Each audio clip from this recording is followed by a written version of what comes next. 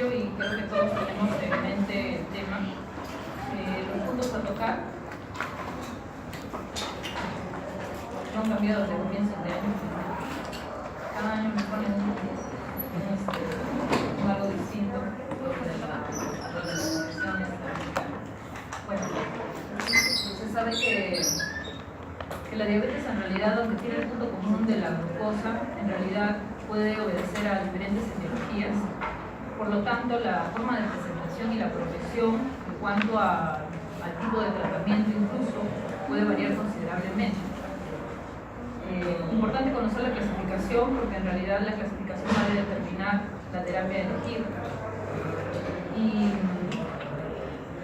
respecto a la diabetes hay que tener en cuenta que en verdad los dos mecanismos principales de daño son la insulinoresistencia, que se puede presentar en mayor o menor cantidad, y la disfunción de célula beta. Pero a esto se suman los diferentes mecanismos que tienen que ver también con la regulación del azúcar, como puede ser la respuesta pancreática a las concentraciones de glucosa, que se traduce en la glucotoxicidad, también en las concentraciones de triglicéridos, de denominada lipotoxicidad, e incluso las respuestas intestinal y renal a las concentraciones de glucosa. A quienes se les tiene que hacer el screening de diagnóstico a partir de los 45 años a todos los adultos, según recomiendan tanto la Asociación Europea para el Estudio de Diabetes como la Asociación Americana, no importando el peso del sujeto. Este screening ha de realizarse cada 3 años. En todos los adultos con sobrepeso, no importando la edad, y según la historia familiar, en aquellos en quienes se sospecha síndromes monogénicos. También va a depender, por supuesto, la presencia de diabetes del lugar en el que nos encontramos. Sabemos que la relación con el entorno, con el estilo de vida, es fundamental para la presentación de la enfermedad, y por eso es que si comparamos diferentes lugares, los lugares más rurales, en donde las dietas sean menos occidentalizadas, tendrán una menor prevalencia de diabetes. Los criterios diagnósticos son ya como que inamovibles desde hace varios años, felizmente. Probablemente en poblaciones especiales tengamos que hacer un alto, pero en general en personas no gestantes con función renal y hepática normal, estos criterios son los correctos, y entonces son 4 criterios como vemos, sea la glucosa al azar en 200 o más, o la glucosa en ayunas en 126 o más, siempre y cuando hayamos tenido un periodo de ayuno de 8 horas por lo menos. Si en el test de tolerancia a glucosa encontramos 200 miligramos por decilitro a las 2 horas. Ojo que ahí dice durante el test de tolerancia, y esto es una transcripción literal de la traducción americana. Se menciona durante el test de tolerancia, pero se explicita que sea la glucosa a las 2 horas post-carb, ¿no? Porque muchos, no es que muchos, pero ustedes pueden hacer test de tolerancia y lo que van a encontrar en el paciente es que en ayunas no tiene un valor diagnóstico de diabetes, a las 30 o 60 minutos puede hacer un pico de glucosa incluso mayor de 200, y a las 2 horas retornar a 142. Obviamente 140 es a las 2 horas el valor normal, y entonces algunos caen en error y diagnostican de esta manera diabetes, y no es así. Recordemos que cuando hay secreción de insulina, la insulina se secreta en 2 picos, ¿no? Un primer pico agudo, que es de la liberación de la célula beta, de los gránulos que ya están preformados, y un segundo pico, que en realidad es una producción activa de insulina en contacto con la exposición a glucosa. Suele ser que este primer pico de secreción se pierde en los pacientes prediabéticos, y entonces si hacemos el test de tolerancia, puede ser que a los 30 y 60 minutos tengamos valores efectivamente bastante elevados, incluso mayores de 200, pero el segundo pico de secreción todavía se mantiene, con lo cual la glucosa a las 2 horas sigue estando dentro de rangos o cerca de rangos normales. Sigue sin haber diagnóstico de diabetes, ¿no? La hemoglobina glicosilada de 6.5 más igualmente es de diagnóstico. Entonces, en ausencia de hiperglicemia inequívoca, y esto es importante también recordar, hiperglicemia inequívoca es aquella que tiene síntomas claros de diabetes, las PES que tanto conocemos, ¿no? Polidipsia, poliuria, polipatia, pérdida de peso. Siempre y cuando no haya eso, se recomienda que se confirme, se repite otro día mediante cualquier otro método, el mismo, que es lo ideal, pero hay varios, por ejemplo, el test de tolerancia es poco repetible, tiene una gran variabilidad, u otro método, ¿no? Y siempre y cuando la hemoglobina glicosilada se haga mediante este método que se supone que todos aquellos que se precian de hacer hemoglobina glicosilada deben procurar utilizar. Bueno, la glicosilada sabemos que es muy estable, ¿no? Produce concentraciones constantes a las cuales se ha expuesto la proteína hemoglobina y por lo tanto generado el proceso de glicación. Es fácilmente repetible, ¿no? Y si no es posible el uso, entonces deberíamos optar por los otros métodos de diagnóstico. En verdad es tan fiable que se puede utilizar en niños y adolescentes en quienes el test de tolerancia en realidad es difícil, ¿no?, de realizar, porque hacer tantos rechazos a los chicos es un poco dificultoso, ¿no?, por decirlo menos. Como la glicosilada en realidad traduce una exposición constante de 3 meses, entonces si esperásemos este criterio diagnóstico en las gestantes, perdemos una gran cantidad de tiempo en el cual la mujer ha estado expuesta a niveles elevados de glucosa y por tanto no es recomendable. La fibrosis quística origina también valores inadecuados de hemoglobina glicosilada por el tema de que se producen proteínas que son anómalas y entonces no puede realmente traducir un valor correcto. Bueno, ya habíamos mencionado esto del screening, los factores de riesgo en aquellos menores de 45 años, que son evidentes, en verdad, todos aquellos que pensamos en insulinoresistencia, estamos pensando en estas características, ¿no? Son gente inactiva o son familiares de diabéticos o pertenecen a poblaciones de un riesgo étnico elevado. En Estados Unidos habla mucho de los indios PIMA, pero en verdad nosotros como población mestiza directamente caemos dentro de este grupo de población de riesgo étnico elevado, ¿no? Hijos de macrosómicos o hijos de mujeres con diabetes gestacional, gente que tiene otros hallazgos de síndrome metabólico, ¿no? Hipertensión, dislipidemia, poliquistosis ovárica y acantosis nígricas en el caso de mujeres con irregularidad menstrual, test de tolerancias anteriores, digamos dudosos, o glicosiladas que salen fuera del rango. Otra vez esto es lo que se menciona en el Diabetes Care, ¿no? Si ustedes buscan acá los valores de laboratorio suelen ser hasta 6% del valor considerado normal de la glicosilada. Deberíamos guiarnos de este valor porque es el que según el método es el más fidedigno para encontrar a la población sana, ¿no? Historia de enfermedad cardiovascular como manifestación de síndrome metabólico.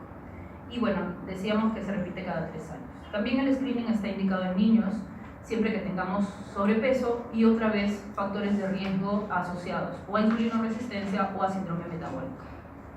Cuando se les inicia a los niños el screening, 10 años o al iniciar la pubertad y de ahí cada 3 años. Decíamos que la situación no necesariamente cae en el diagnóstico de diabetes, pero se encuentra en una situación intermedia, que también se le llama prediabetes o estado de riesgo incrementado de diabetes, cuando sobrepasamos el valor normal en ayunas, pero no llegamos al diagnóstico de diabetes, o a las 2 horas otra vez sobrepasamos valores normales, o no llegamos al diagnóstico de diabetes. Lo mismo pasa para la glicosilada. De hecho, si estamos en los rangos intermedios, que no llegamos a 6.5, entonces evidentemente a mayor número que logremos en glicosilada, mayor tendencia al diagnóstico de diabetes. En diabetes siempre, en glucosa siempre hablamos de un continuo, ¿no? Más glucosa, más riesgo. Y es así. Lo que hemos visto, lo que se ha visto, mejor dicho, porque estos son valores epidemiológicos, es que mientras más alto sea el valor de glicemia, de hemoglobinas glicosiladas, mayor riesgo de diagnóstico de diabetes 5 años después. Para la clasificación, esta clasificación la han propuesto recientemente, antes es como que han cambiado un poco el orden, ¿no? Pero realmente no en sí el trasfondo felizmente sigue siendo el mismo.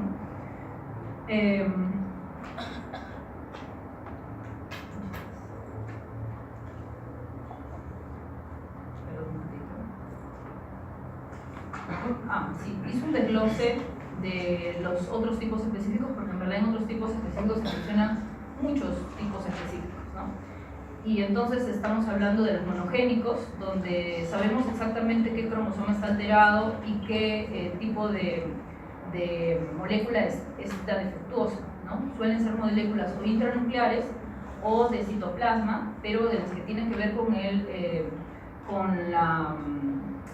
la secuenciación para la secreción de insulina, ¿no? La gran mayoría de los factores nucleares o factores promotores se encuentran dentro del núcleo. Solamente la glucokinasa y la mitocondrial, claro, la del ADN mitocondrial, están extranucleares.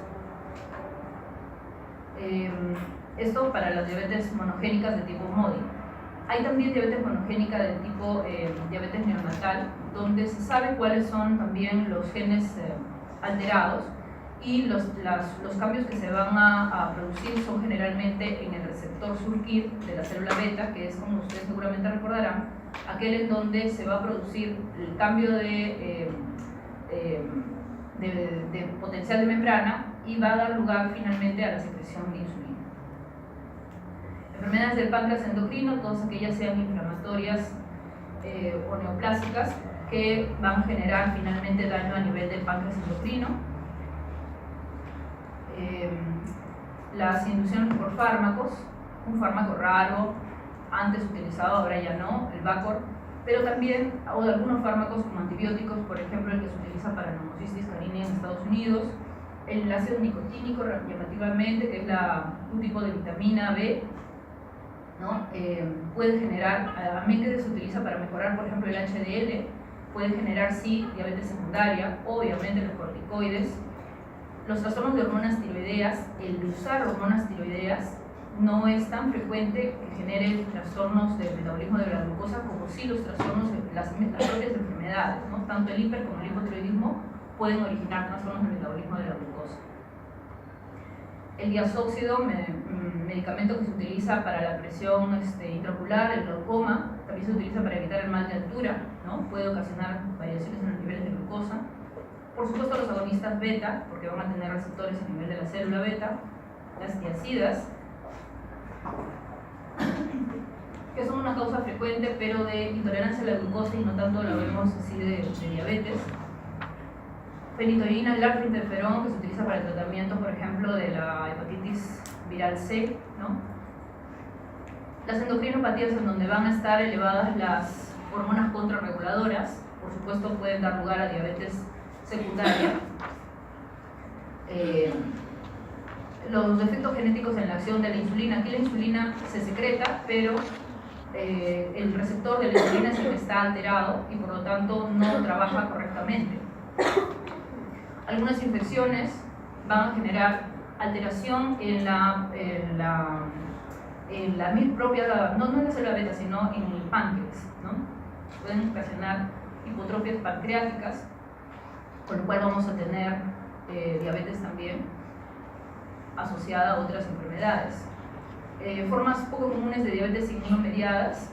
Estas, a pesar que deberían de caer dentro del tipo de diabetes tipo 1, en verdad se clasifican en este grupo, son bastante raras, ¿no? El síndrome de Steedman es un trastorno neurológico donde el sujeto efectivamente va manifestando movimientos extrapiramidales y rigidez, ¿no? Y también coincidentemente comparte anticuerpos como los de diabéticos tipo 1, los anti-GAG, los anticuerpos contra la decarboxilasa del ácido glutámico, y se traduce en diabetes de inicio tardío, pero del tipo dependiente de insulina, de tipo 1. Los anticuerpos contra el receptor de la insulina, lo que va a ocurrir en estos sujetos es que van a producir estos anticuerpos, y los anticuerpos se van a unir y desunir de manera inestable al receptor de insulina, con lo cual vamos a tener secreción y poca secreción de insulina. Se traduce en niveles altos y bajos de glucosa, sujetos que pueden tener diabetes y a la vez hacer hipoglicemias muy severas cuando existe la liberación de la acción de la insulina, y por lo tanto una acción exacerbada porque no está uniéndose y de pronto se unen receptores, ¿no? Después, otros síndromes genéticos que se pueden asociar a diabetes, en realidad hay muchos otros más que los que se mencionan aquí, pero ya ven ustedes que son todos trastornos cromosómicos en donde vamos a tener, se han descrito cuadros de diabetes asociados. Dentro del grupo de diabetes mellitus tipo 1 existe la inmunomediada, que es la clásica que todos sabemos, destrucción autoinmune de las células beta, y la idiopática, donde no estamos hablando de mediación autoinmune.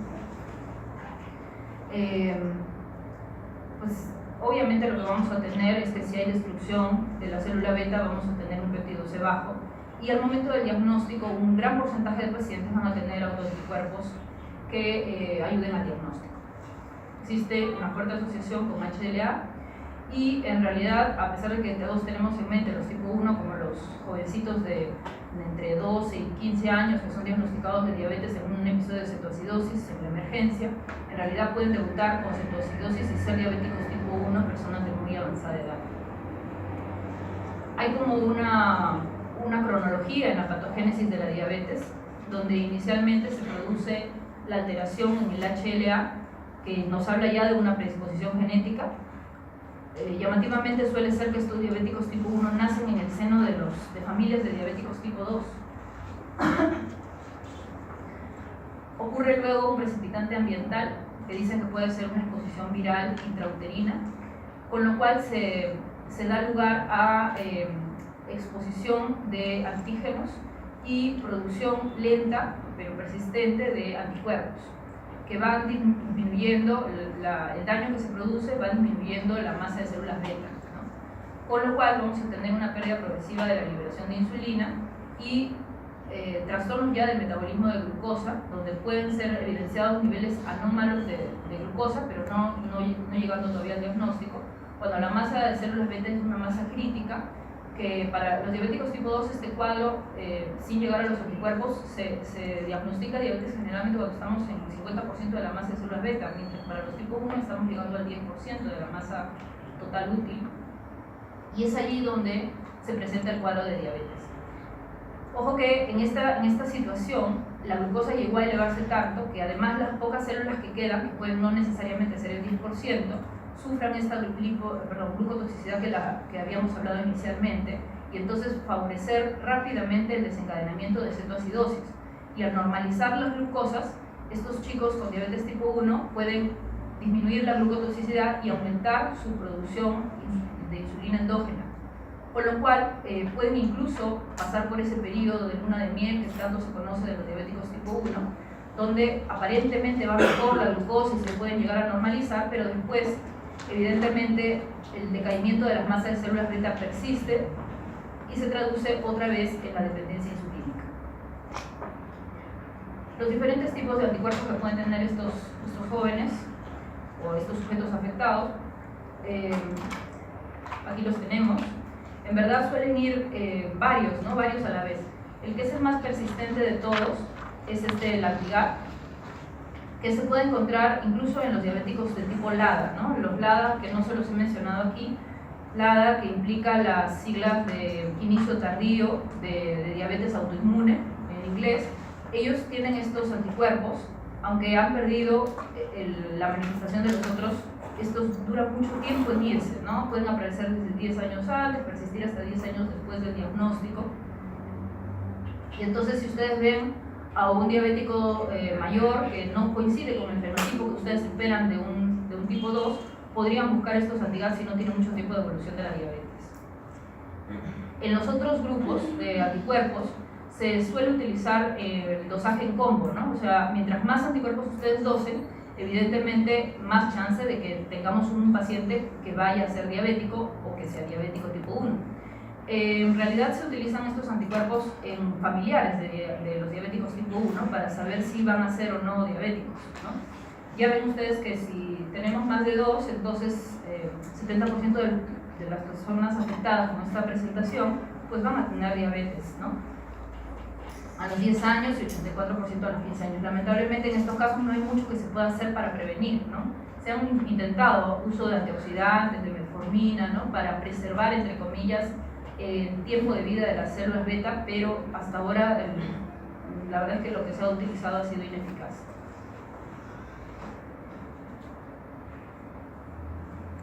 Creo que esto no necesita mucha conversación. Es lógico pensar que el daño se va estableciendo progresivamente, ¿no?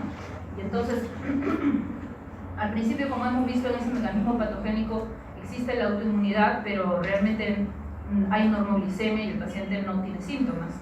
Sin embargo, ya se pueden encontrar los autoanticuerpos sin que haya ni intolerancia a la glucosa, ni siquiera glucosa en ayunas alterada. A posteriori, la autoinmunidad persiste evidentemente, pero ya comienza la disglicemia y el paciente puede tener algún grado de síntomas, aunque son discretos, ¿no? Evidentemente ya en el test de tolerancia tendremos la disglicemia, ¿no? Y posteriormente el paciente será pues claramente sintomático. Muchas veces ocurre que el paciente no llega con ese aliento a manzanas, que es lo clásico, muy adelgazado, ¿no? Sino directamente, tan solamente una pérdida discreta de peso, ¿no? Los niños, o disminución de la velocidad de crecimiento también podemos ver. Y en esos casos, evidentemente, vamos a tener el diagnóstico de diabetes si le sometemos a un test de tolerancia, pero no necesariamente llegar en emergencia, ¿no? Los haplotipos de riesgo para los diabéticos tipo 1, difícil que los podamos ver en nuestros pacientes. En realidad hay los laboratorios de histocompatibilidad en algunos hospitales de nuestro país.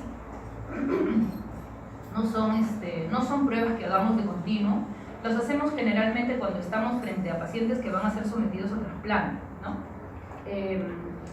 Ya sabemos que el diabético tipo 1 que hace daño renal, pues lógicamente es un sujeto que si hacemos el trasplante renal va a tener una expectativa de vida mucho mayor. Ahora se está propugnando en nuestro país, aunque ya de mucho tiempo hace se utiliza en Estados Unidos, en Argentina, en México, en fin, los trasplantes renopancreáticos, lo mismo, ¿no? Es garantizar al sujeto no solo tiempo de vida, sino además tiempo sin diabetes, ¿no? Si el trasplante pancreático es eficaz. Bueno, obviamente necesitamos este tipo de estudios para saber que va a haber compatibilidad y que no le vamos a estar aumentando el riesgo al sujeto. A pesar de que estos haplotipos se han estudiado principalmente en otras poblaciones en nuestro país, hará como 10 años se estudiaron el grupo de diabéticos tipo 1 de varios hospitales y lo que se vio paradójicamente es que predominaban los haplotipos protectores. En nuestra población en general, no solamente la población de diabéticos, predomina este tipo de haplotipo protector, ¿no? Somos una población que no tiene un riesgo exacerbado para diabetes tipo 1, ¿no? Por el mismo mestizaje que tenemos. Se entiende que como toda enfermedad autoinmune puede coexistir con otras enfermedades autoinmunes, ¿no? Y tener presente que la importancia de la coexistencia de la enfermedad de Addison, ¿no? El Addison es un tipo de enfermedad autoinmune, la insuficiencia adrenal primaria, el origen autoinmune, es un tipo de enfermedad autoinmune que casi diríamos que es un criterio de diagnóstico para las enfermedades poliglandulares, ¿no? Está presente en todos los tipos de enfermedad poliglandular, aún a diferentes edades, ¿no?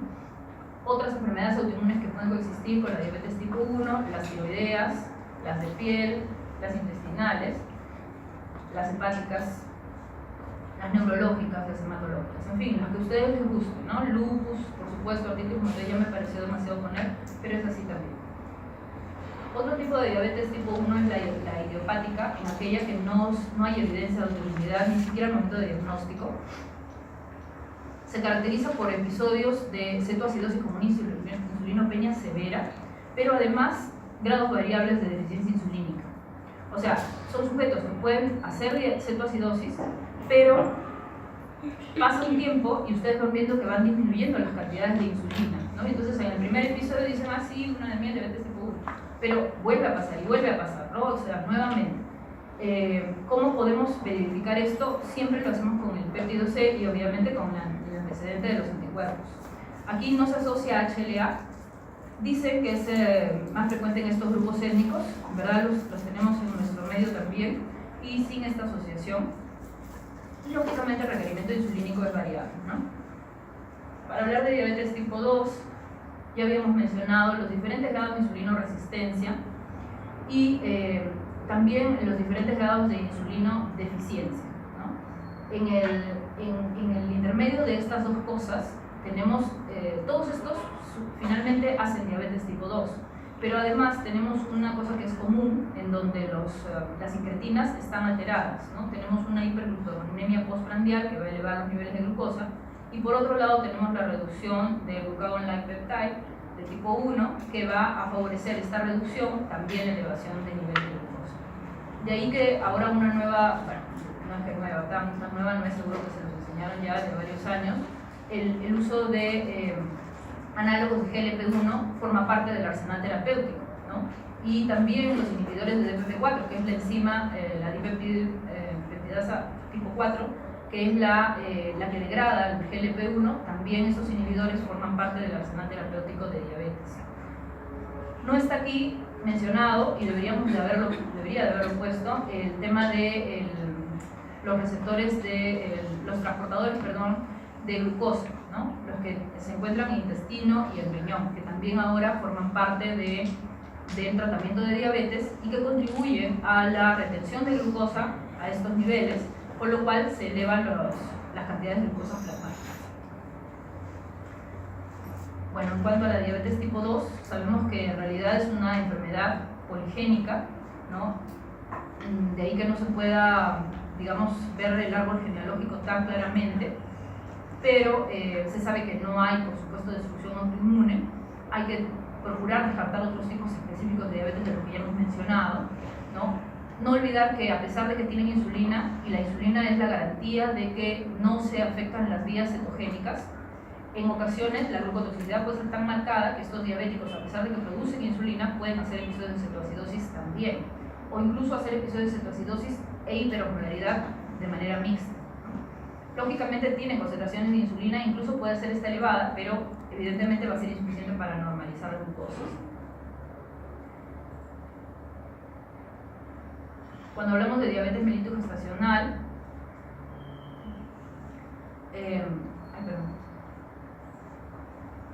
sabemos que se trata de cualquier grado de intolerancia a la glucosa que es reconocida por primera vez entre el segundo o tercer trimestre del embarazo, ¿ya?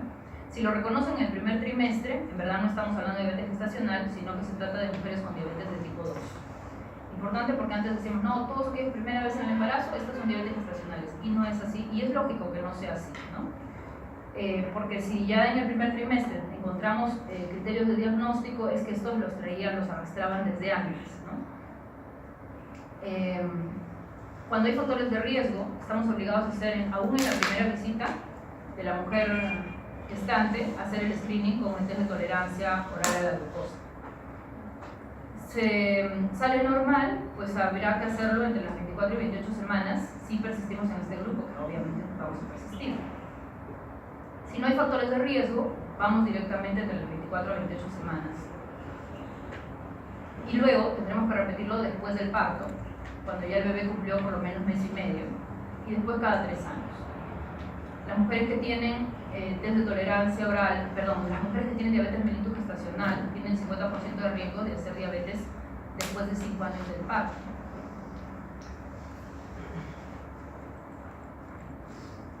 Bueno, en este gráfico lo que se quiere mostrar en principio es que de acuerdo a las diferentes categorías de glucosa, acá en la parte inferior se puede ver que las categorías son en realidad los valores glicémicos, ¿no?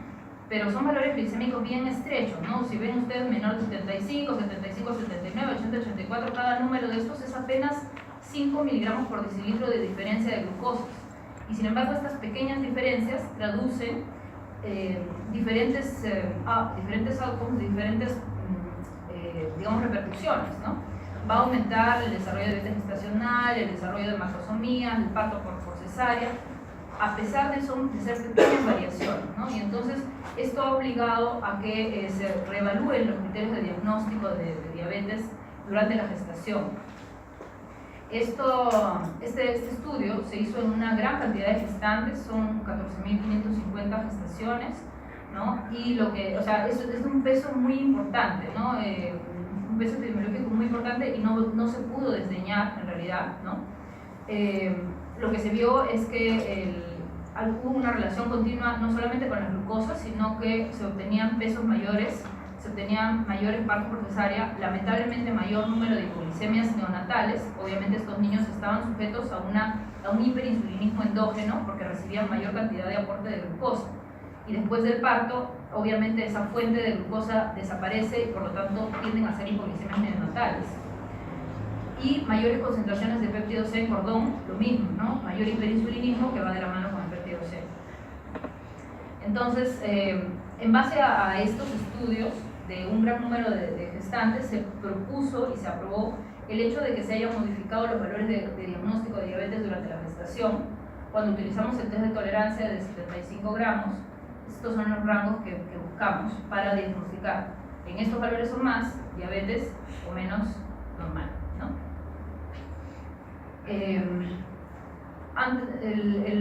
uso de diagnóstico para 2 pasos, ¿no? Se utiliza cuando en un solo paso, si tenemos factores de riesgo, ya está, hacemos el test de tolerancia. Pero podemos utilizar el de 2 pasos. Cuando no hay factores de riesgo, entre las 24 y 28 semanas, podríamos hacer solamente el dosaje de glucosa a 1 hora después de haberle dado a la mujer una cantidad pequeña de glucosa de 50 gramos. Pequeña es un decir, ¿no? ¿Verdad? Es bastante cantidad, ¿no? Si tomamos en cuenta que una cucharada trae 5 gramos, estamos hablando de 10 cucharadas de azúcar disuelta, ¿no? Un vaso de 250 que no es nada desdeñar. Pero si a la primera hora la mujer tiene menos de 140, no pasó nada. Si está en 140, si supera 140, entonces recién nos vamos al test de tolerancia. Aquí podemos utilizar el test de tolerancia de 100 gramos o el test de tolerancia de 75 gramos, depende. Uy, ya todos están durmiendo.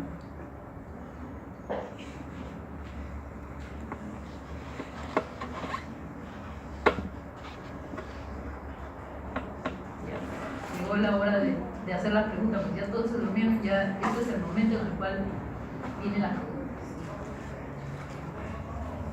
Bueno, para otros, para la Asociación de Ginecobstetras, ¿no? La Asociación Americana de Ginecobstetras dicen que no, que si no llegamos a 140, mejor usemos 135.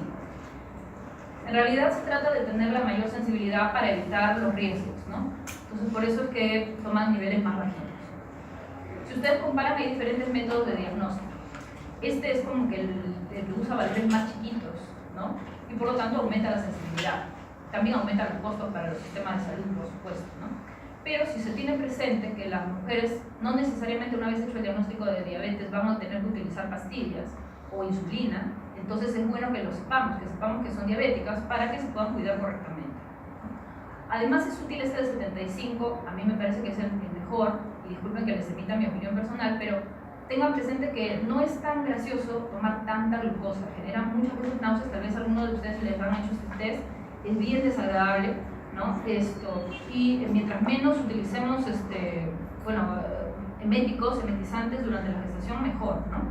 Además, no son 3 muestras, ¿no? Sino tan solamente, perdón, no son 4 muestras, sino solamente 3, ¿no? Igual, si a ustedes les gusta utilizar los métodos anteriores que se han descrito, está todo bien, pero cualquiera de los 3 pueden utilizar.